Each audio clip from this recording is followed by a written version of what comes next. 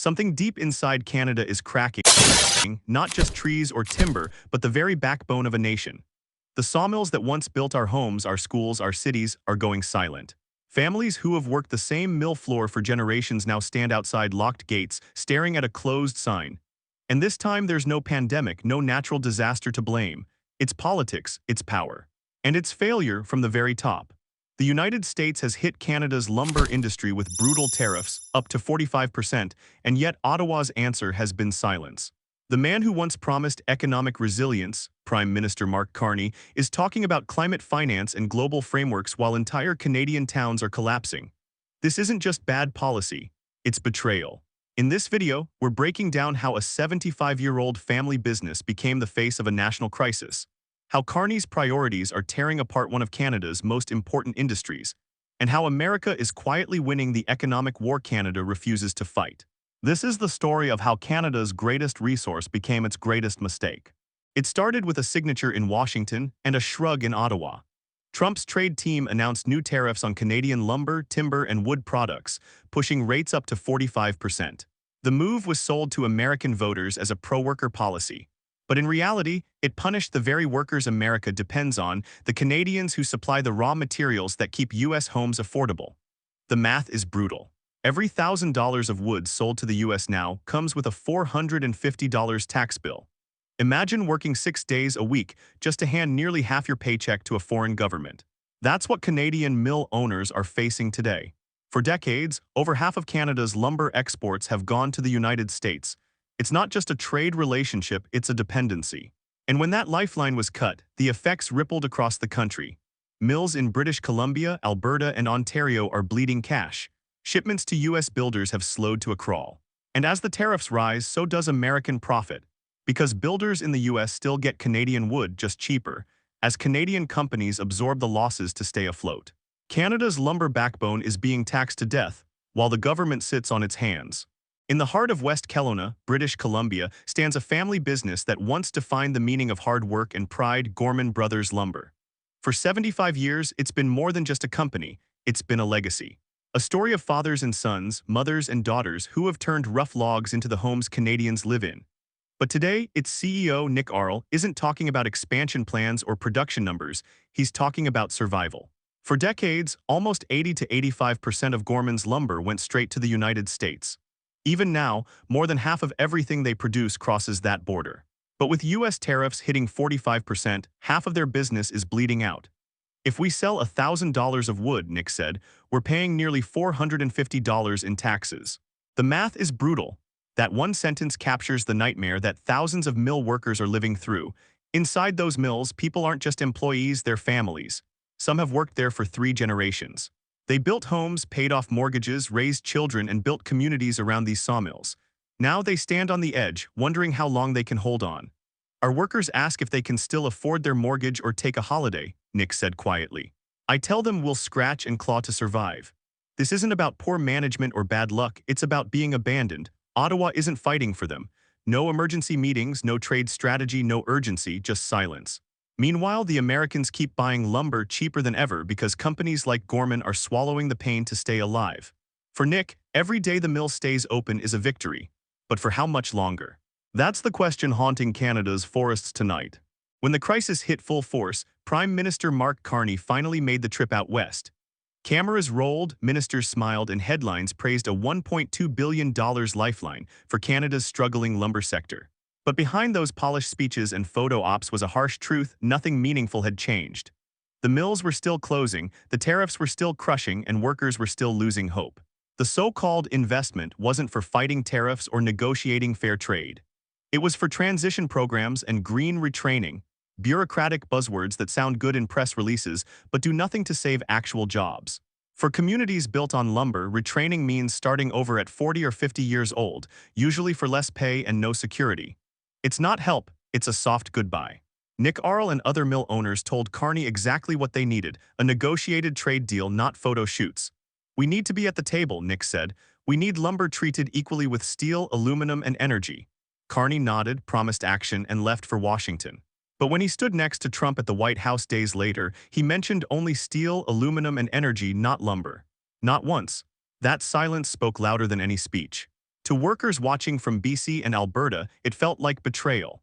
Their livelihoods were reduced to background noise in Ottawa's media narrative. The same politicians who showed up for the cameras disappeared when the real fight began. Canada doesn't need sympathy, it needs spine. But instead, Carney offered slogans like building resilience while the industry burned. Lumber towns didn't need another promise. They needed leadership. And what they got instead was a government posing for pictures, while its backbone quietly crumbled behind them. You can tell a lot about a country by what it chooses to protect.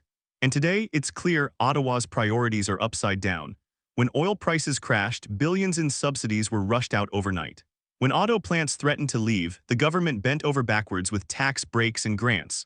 When electric vehicle companies called, Mark Carney personally rolled out the red carpet. But when the lumber industry cried for help, the very sector that built this country, all they got was silence. Carney loves to talk about the future economy. He stands on global stages preaching about green transitions, carbon markets, and financial frameworks that sound visionary. But to the families in British Columbia and Ontario who just lost their jobs, those words are meaningless. You can't pay a mortgage with a speech about sustainability. The government has decided that lumber, the foundation of Canadian growth, isn't glamorous enough. It doesn't look good on international panels or impress foreign investors. Ottawa's message is clear. If it's not shiny, digital, or green, it doesn't matter. Yet without lumber, there's no Canada. It built the homes, the furniture, the infrastructure, the physical identity of a nation. To neglect it is to forget who we are. Carney says he's building resilience. But resilience doesn't come from hashtags or global summits. It comes from workers who show up at 5 a.m. to keep sawmills alive. It comes from men and women whose hands built this country's economy. By chasing global applause, Carney is losing the trust of the very people he leads. Because while he's busy managing Canada's image abroad, the heart of the nation, its forests, its workers, its towns, is quietly being left to die. What's happening to lumber isn't a one-time crisis. It's part of a dangerous pattern that's been repeating in Canada for years. Every time a major industry starts to fall apart, Ottawa follows the same script. Panic, promise, pose, then disappear. It happened with oil when Alberta's energy workers were told to retrain, while foreign investors bought up what was left. It happened with car manufacturing when factories packed up for cheaper labor in the US and Mexico. And now it's happening again, only this time it's the forests that are falling silent. The pattern is clear. First, politicians announce temporary measures. Then they throw money at programs that look good on paper but solve nothing on the ground. They talk about transition, innovation, and adaptation, words that hide the truth. They're letting industries die instead of saving them. Mark Carney promised to end this cycle.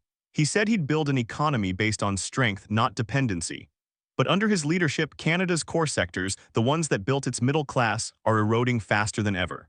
The policies sound sophisticated, but the results are simple: fewer jobs, smaller towns, and a shrinking future. And it's not just about economics, it's about identity. Lumber, oil, manufacturing, these are not just industries, they're the symbols of who Canada used to be: tough, independent, and proud. But each time a mill closes or a plant shuts down, that identity fades a little more. This isn't a coincidence, it's complacency. A government too comfortable managing decline instead of fighting for survival. Unless this pattern breaks, Canada won't just lose its industries. It will lose the very spirit that once made it unstoppable. Far from Ottawa's polished press rooms, the people who built this country are speaking out, and their voices are filled with frustration.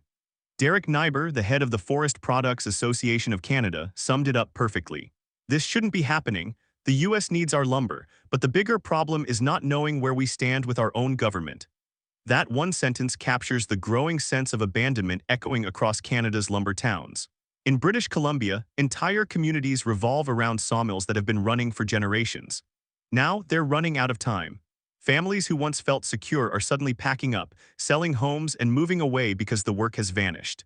In small towns across Alberta, Ontario, and Quebec, people say the same thing: we built this country and now it feels like we're being erased from it.